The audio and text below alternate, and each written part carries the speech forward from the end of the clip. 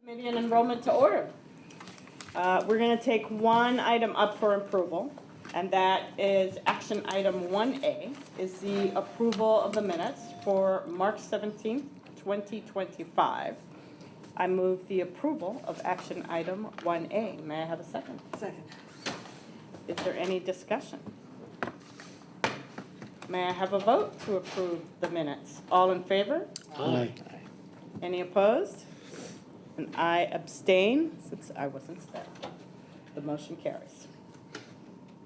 With no other policy or action items on the agenda, we will move to the information item. At the March 2025 meeting of this committee, Assistant Dean for Policy and Research, Sarah Trosch, discussed enrollment trends, including rebuilding after the pandemic, freshman enrollment prospects, and transfer students from within CUNY and the SUNY and other colleges.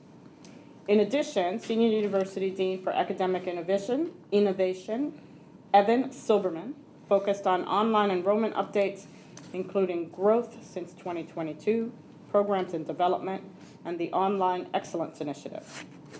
At today's meeting, Vice Chancellor for Enrollment Management, Renee Sarmiento will, with support from Assistant Dean Trosch, will provide a programmatic update, including data about international and transfer students, touch on improvements from the CUNY Welcome Center, and modernizing the application process.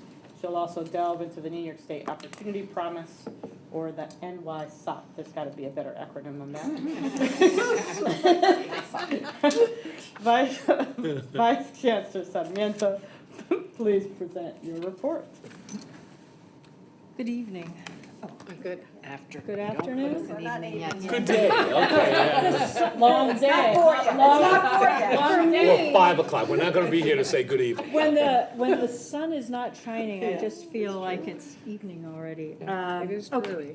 early. So let's go to this. Okay. For today, these are the agenda items that I want to be able to go through today, and with the context that within this report, CUNY enrollment is rebounding, slowly, but it's rebounding, and that the momentum is growing. So let's start off with the first, to note that there has been an overall increase in application in all sectors. New students that are freshmen, transfer, and graduate comparative to last year. Along with those applications, this is where we stand in terms of enrollment. Overall, we're up by 4.1%, and since COVID, enrollment in past years were below pre-pandemic levels. And one strategy that we have worked on over the last few years is to build new student enrollment, and you could see increases in first-time freshmen and also in graduate. By the way, just, and not for now, I just don't remember way back in, say, September of 19, where were we at enrollment-wise? I'm glad you asked. When we look at overall enrollment, although this is enrollment for all the colleges, I want to note that there are 8 campuses that have exceeded pre-pandemic levels. They have reached and exceeded 2019. That's great news. And so not only have they reached pre-pandemic levels, but one of the things that we're also seeing is that full-time, students attending full-time are also increasing at that same rate. And that there are 8 colleges that also are experiencing enrollment at the full-time equivalency pre-pandemic levels. So that's a good thing. Renee, how many are community colleges versus senior colleges or the others? That have exceeded? Of the 8? For head count, Gutman is the only one that has exceeded, and they're small. For full-time, all of them are senior colleges. or professional schools. How much overlap is there in the 8 and the 8? So I gather they're concentric, but not, They I mean, are they are- pretty consistent. okay. Except for, is Gutman the outlier? Baruch, City, yes. Okay. City, Hunter, SLU, Public Health, the medical school, they're about the same. Okay. And I think that also has to do with the fact that Gutman is, at the time, was only enrolling freshmen, and now they're a combination of Okay. both. So, yeah, that's kind of skewered, okay, that's fine. So to me, when I look at these, the data, and although new students is increasing, the 4.2% in undergrad enrollment means that we're retaining students as well. So comparatively, when you look at new students, it's a small population and it's growing, but the bulk of the students that are making up this enrollment target are continuing students. So I think that that's something to think about, because it is more than just an enrollment strategy. It really is all the things that have EVC Alvaro's put into place over the past year or so that's coming to fruition. This next chart, which is kind of interesting, it shows week-to-week growth of enrollment, and you'll see that right here at the beginning is when registration begins, right? And here's 2025. At each year, especially right around when all these initiatives started to take place, we're starting at a higher clip every time we start the registration period. And if you see this red mark, it was up until this point here when we were tracking above that level, right? And then you'll see where the growth is right on the community colleges, because the red mark is at its highest during that point. So community colleges were up, the comprehensives were a little up, and then the seniors were down. So I think of, when I think about this data, I think about how the community college students will eventually end up at the senior college. 71% of our students who attend a senior college came from a community college. So I think all the data seems to be working in the right way. The next thing I want to talk about is a little bit about undergraduate international enrollment. There have been a lot of questions about that. And for us, international enrollment is really a key part to CUNY's global profile and New York City's economy. What you see there is the trend for undergrad enrollment, and you'll see that it is a little bit above from last year. For graduate enrollment, there was a slight decrease. But when you look at it all together, I'll note that since 2021 to 2024, that's a 37% increase in international enrollment. And with everything going on right now, that small dip is smaller compared to many of our other institutions who are in trouble when it comes to international enrollment. We are tracking the number of visas that have been denied, which is small in comparison to others. And our feeders are still holding true in terms of what countries they come from. And it's also staying consistent, with the exception of Queensborough, where enrollment is building, Baruch being number one. And what are the main countries that are feeders? Let's see. Bangladesh, India, Pakistan, Burma, and South Korea. When we look at the visa denials, it's all over the place, including those countries. So it's not like focused on one particular country for visa denials. Let's see.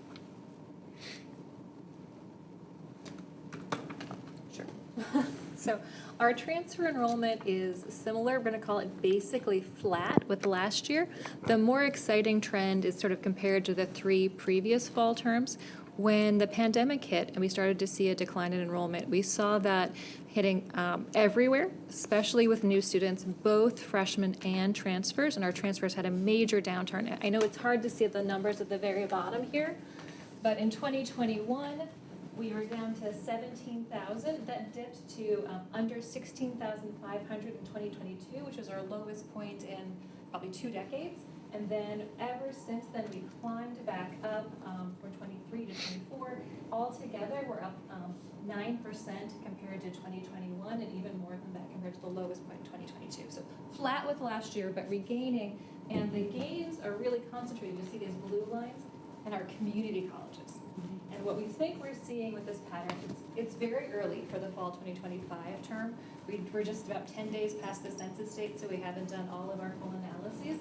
But what we saw last year, so a lot of these are people who are returning to college after having been stopped out for 2 or more years. So what we think we're seeing is the impacts of Reconnect and our efforts to bring people back to college showing up in those transfer numbers, and very likely the New York State Opportunity Program that we're going to be talking about, inviting people to come back specifically to community colleges and finish associate degrees. And then sort of previewing for the future. So I think Renee mentioned this before, that we have this pipeline of students from our community colleges to our senior colleges. Our community college enrollments have been down coming out of the pandemic. That's been reflected in our transfers into senior colleges. As we start to rebuild that community college population, we expect to be increasing that pipeline of students who could be going on to the senior colleges. And those are the cohorts that in future years we expect to reap the benefits of the transfer initiative and all the work that's been going into smoothing the transfer credit transfer process. Oops, Sorry, I have a sick child. I was monitoring from the school. But I think she's okay now. So that in future years, that's something we're going to be looking forward to seeing, if those new students coming into the community colleges then make their way into the senior college transfer pipeline as well. So we have a Yeah. we have a couple years data on CUNY Reconnect, and that's a different student population than traditional populations. Are they likely to stop out after achieving an associate degree, or are they likely to move on to a 4-year degree? It's a great question. I don't know the answer to that. And I think we only have 2 years of that. And so we don't have actually a very long pipeline, especially of like completion trends, because as you know, it takes our students a while to complete the degree. Didn't we have about 5,000 graduates? I think that was reported. We did, but that's inclusive of people who received bachelor's degrees, some graduates of even master's programs are included in that number. Right. The CUNY Reconnect was across all degrees, so it wasn't concentrated on associates versus bachelors coming back to school. But that's a good question. Great question. We could we have the data, it just needs to be disaggregated. Yeah.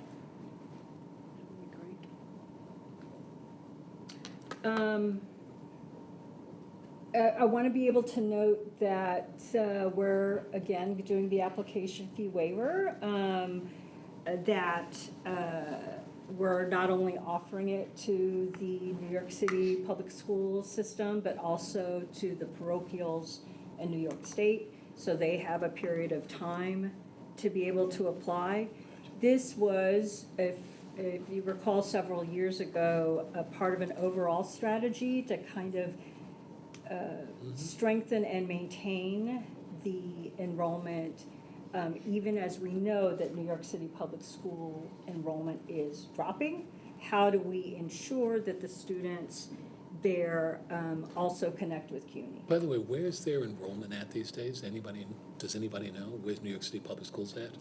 They have declined. They have declined over the last 5 years. I think they've been relatively stable. So they're in a similar position to what we were. They had huge declines in the pandemic. I mean, so the last 2 years have been stable, but that is stable after having lost 10% and 100,000 students in a 4-year period preceding last year. Mm-hmm. So where approximately are they? Less than 1 million? They're less than 1 million. Oh yeah, they're around 900,000. Yeah.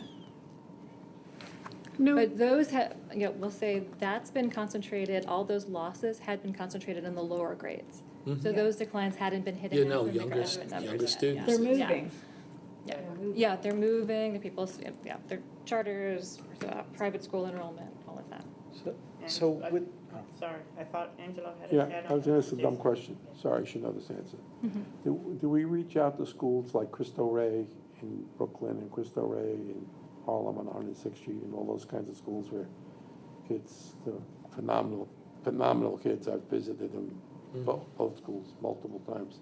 But there are multiple schools like that aren't in the parochial programs, and they're kind of independent schools. So I just was hoping that we reach out to those independent schools as well. Not only have we reach out to them, but they're wanting stronger ties with us because they have experienced budget losses, right? So there's been more interest in the charters and non-traditional schools and a lot of CBOs, as well as some governmental agencies that are like, look, we really need your help with our students. So I think this is a time where people are under-resourced and they see CUNY as a way to be able to help with their workforce and careers.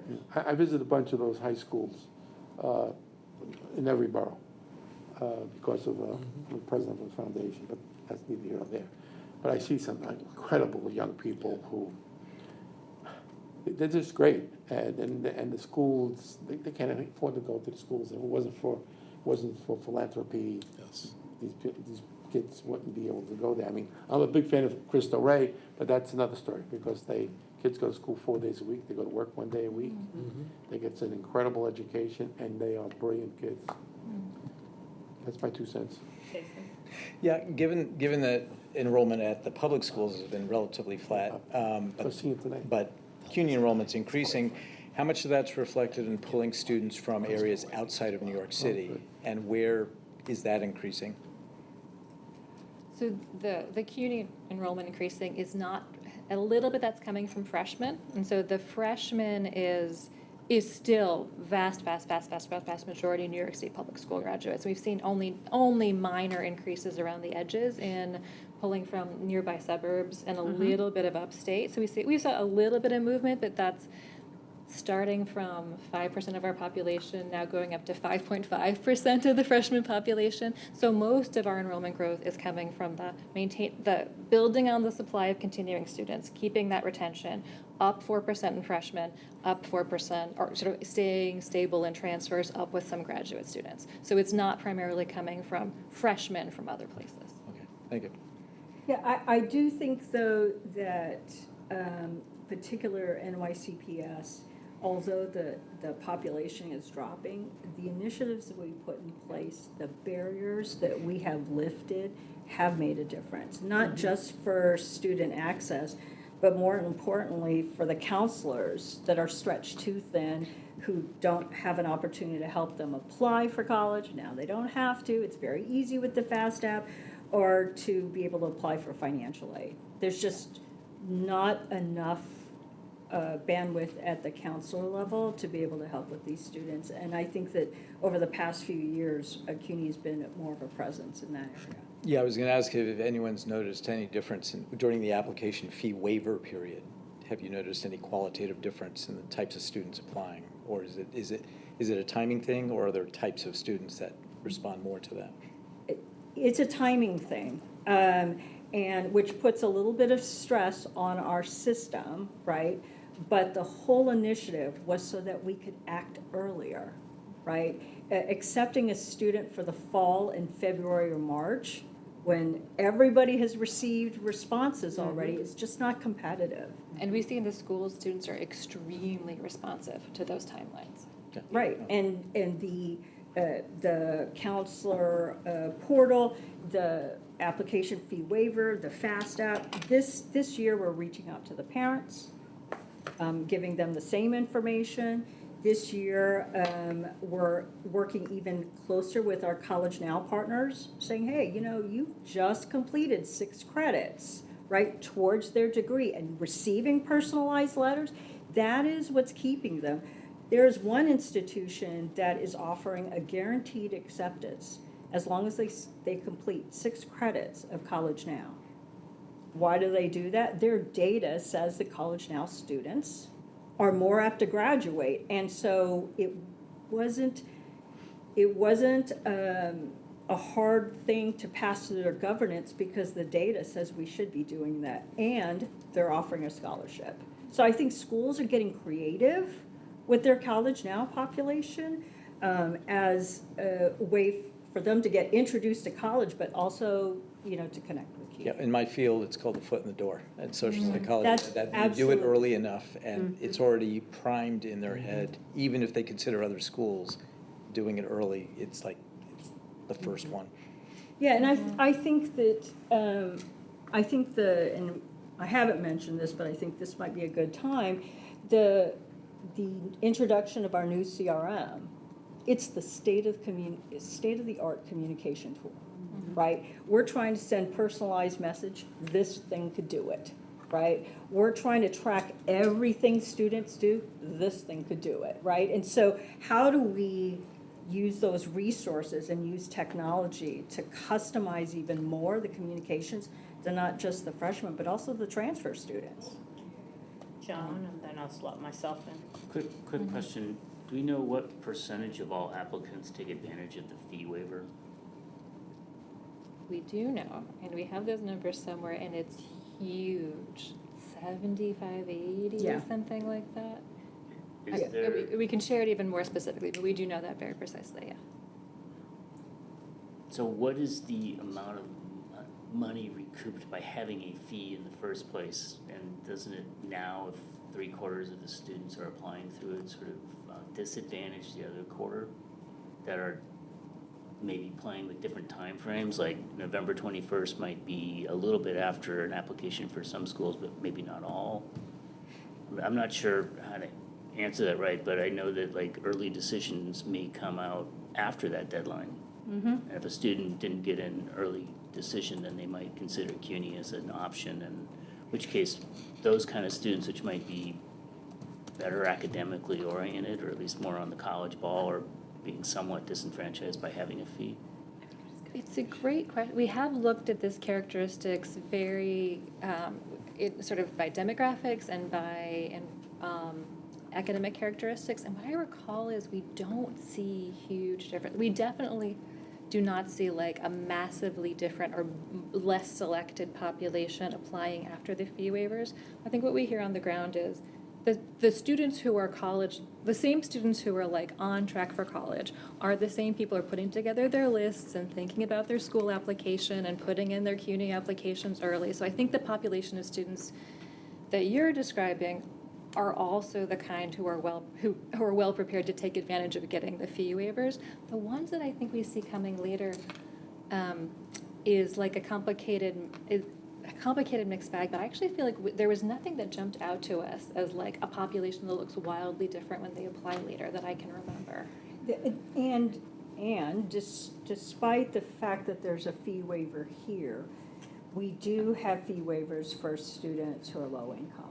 There's a Right, so separate even if hardship they that- miss that out, we still provide fee waivers for veterans and students who are low income. So if they miss that window and there is a need, we're poised to be able to help those students. And the guidance counselors, the messages that they say is we tell the students, might as well apply because it's Yeah. free. And so even That's- those strong students, it's like, why Exactly. wouldn't you do it? Yeah. And that's the message that we hear over and over from the counselors. So I just had a question. I appreciate the in-depth discussion about the various populations and sort of looking forward. I'm wondering, how are we thinking about sort of either identifying and planning for, if it's happening, any kind of drop-off around students out of fear, especially if they're coming from mixed status families, right? Fear about being, CUNY's a governmental entity, fear about having your name, even if it's an application in a governmental entity, fear of maybe having your parents' name if you're mixed status, in a FAFSA, sort of how are we messaging around that? How are we protecting potential students legally around that? Sort of, I'm sure there've been some, complex discussions. I'd first talk about at the high school level, when they're first transitioning in, what we do. 'Cause they don't do the FAFSA. So New York HESC specifically addressed this issue by creating their own application. And you won't see it on the website that says, if you're undocumented, hit here. But it does say enough clues to be able to say, if you don't want to complete the federal application, use this application. And so that was really the first step, and the high school counselors know that as well, that when they're applying, that information is not readily available to the feds.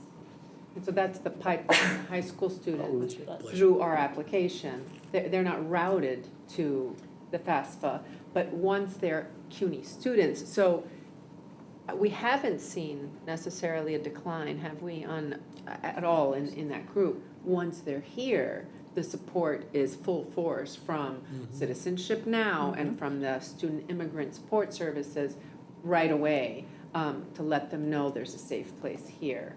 And so far, but we are monitoring that Yeah, constantly. because I'm worried there's going to be, ERs have seen a drop off. Folks are afraid to show up to places of public Absolutely. service. Absolutely, yes. And we are hearing that as well. Any other questions? Thank you so much for an excellent presentation and discussion. I think there was a little more. Did Oh, you want to there's go more? through anything Oh. else? I think Okay. there's just a little bit more, and I'll go really quick. How's that? That's great Um, questions. I wanted to just talk about the fact that the Office of Enrollment Management is going through a reorganization. I think that we have operated the way we've operated for many years, and I think with the support from the EVC to reorg, and that we will be one of the first in her unit to adopt artificial intelligence. We're really hoping that this is a game changer to deliver the applications to the colleges in much more expeditious time. But she's loving it. This really is tied to the strategic plan of modernizing. And I think that EVC Alvaro has really homed in on things that have always been, but don't need to be, especially when we're trying to deliver the quickest responses to applications. We're also looking at our call center operations, international evaluation, and more importantly, how the timing of how students get through the funnel, which is important for the campuses. The current process is a lot of duplication, and there is not enough communication. And I think our CRM is going to help with that, and we're already changing the way we interact with students. Our goal, we did an assessment, and now our goal through August to June is really to employ all those things there to be able to deliver and shorten the time for processing. Really quick, this is Governor Hochul's way of providing free community college to all New Yorkers aged 25 to 55 to prepare for a stronger workforce. These are the high demand fields. We're giving students, adult students, a second chance at education. And these are the requirements: age, residency. They just have to be a New York State resident. We don't ask any other questions regarding that. So it does include a variety of different populations. They must apply for financial aid, and it's a lost dollar scholarship. This is how the money's been distributed. You could see most of it is going to student scholarships. Others have, for personnel services, reinforcement of advisement, and other services like orientation, tutoring with different vendors. The Office of Academic Affairs does help with this program in both the indirect and direct ways so that the campuses could help their students. So we're helping them to develop more online should they wish, utilize the technology, put a degree map so you not only do you know what classes you need to take, but where you need to be career-wise. And how do we make that very transparent for students? And on the right-hand side, understanding students, adult students attend college very differently than our freshmen. And that's something that I think all of us need to be able to recognize when we're talking with these students. Financial aid coaches, navigators, advisement, tutoring, all of this and be able to support the NISOP program. You could see here, those are the community colleges. You could also see that we're at 88% of our target. And 3 of the schools have already reached their target in terms of student population. So I think we're on our way. I think spring will be another banner. It will significantly boost this number as well. I know that there is about $1 million campaign that Mate is pushing out to be able to build for the spring.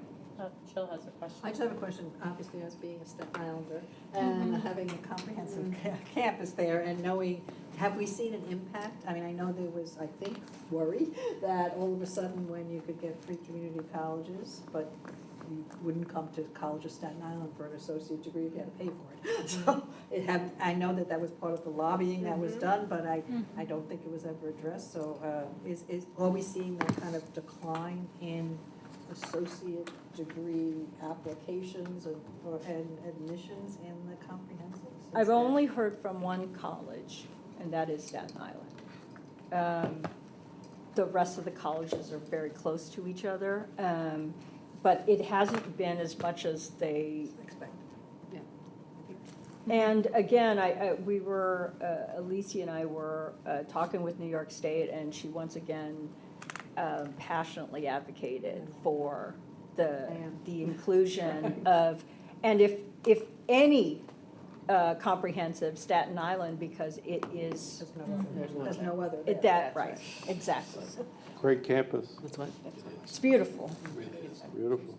I'm amazed about the wild animals walking around on that campus. Come to It's my like a Come to zoo. my backyard. It's really incredible. Yeah. Hello, everyone. For those who I haven't introduced myself to, my name is Alexis Ramirez. I'm a student at the Borough of Manhattan Community College, and I do have some points and some things I'd like to articulate. On a personal note, and I feel like what I've gathered from my fellow peers is right now what seems palpable is the cost of living and how students manage their academics with their outside lives, whether that be an occupation, a job, babysitting, taking care of mom, grandma, things like that. And I think that's what seems very pressing at this time. And apropos to what you've mentioned about the public school system and how they've managed to sort of tighten the connection between CUNY and the system, I believe what sort of on a personal note worked for me and what I saw on my campus. I went to Grand Street campus in Brooklyn, and what my teachers, what a lot of them utilized was they kept connections with current CUNY students, and they would ask them to come back on campus and speak to classrooms, talk about the incentives they can get if they join CUNY, if they enroll, the pantry services, the financial aid, things like ASAP aid, stuff like that seemed attractive to students. And I think if we can sort of build on that affordability issue, an idea I'd like to float around is maybe Metro cards for students, to kind of help them with that with that fare problem. I'm sure. My counterparts have done a great job of voicing that plight. But, you know, things like that, I think an expansion of some pantry services in some campuses. And at BMCC, I believe only a select number of students are eligible for pantry services, so a lot of students don't, I've heard, benefit from like ARC services and things like that, and I think maybe an expansion on sort of incentives like that would seem attractive, and it'd be sort of killing two birds with one stone if we make the idea of enrolling to CUNY seem attractive to public school students. It can also, you know, make students who are second-guessing their futures at CUNY if affordability is an issue or quality of student/campus life is an issue, that can mend, you know, that plight. Another, you know, idea I'd float around is maybe a student center. I know a lot of campuses, BMCC in particular, lack a student center where students and peers can congregate, you know, talk about classes, maybe there be a section where they can relax, you know, just things like that I believe would make campuses and that experience of student life seem more attractive to us and my peers. But again, that's from a personal standpoint. But those are what ideas that I've seen have worked and I think could be implemented and grown upon. But yeah, thank you. Thank you. I had a follow-up question. Thank you for that, and I appreciate all of those suggestions, especially around sort of the students, and that might even be a way for like some of the CRM, there might be sort of designated access for students to do sort of student to prospective student outreach. But the enrollment breakdown for the New York State Opportunity Program, how were the targets selected? Was that state designated selection or did we self-designate our targets? They're actually not New York State targets. What we did was we did an average cost per student from last year in those majors, and we found that the average cost was about $2,100. And so we took that amount, right, and the $11 million, and then calculated per campus what that would be.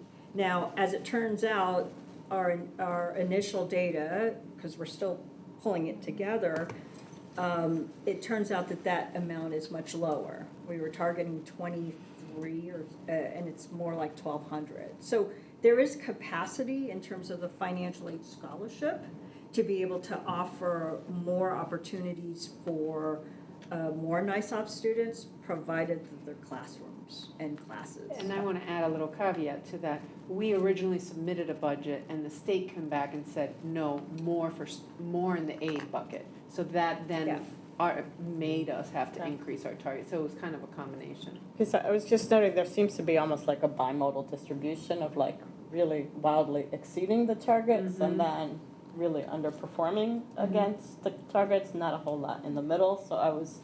Yeah, I would say that the colleges received their budgets a little late. Okay.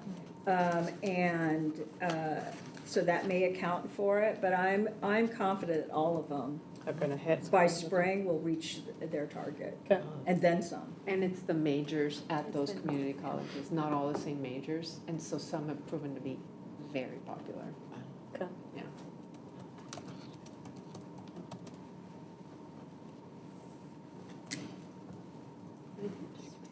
All right. Thank you. Thank you. All right, so I'm at the end of my slides. Is there? Yeah, that's All right. Yay! All right, so with no other items on the agenda, I move to adjourn this meeting.